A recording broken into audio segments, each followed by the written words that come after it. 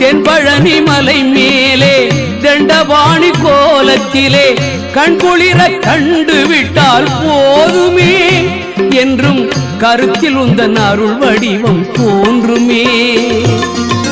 உள்ளத்திலே நீ இருக்க உன்னை நம்பி நான் இருக்க வெள்ளிமலையான் மகனே வேலையா என் வாழ்வு வளம் காண கடைக்கண் பாரையா கடைக்கண் பாரையா.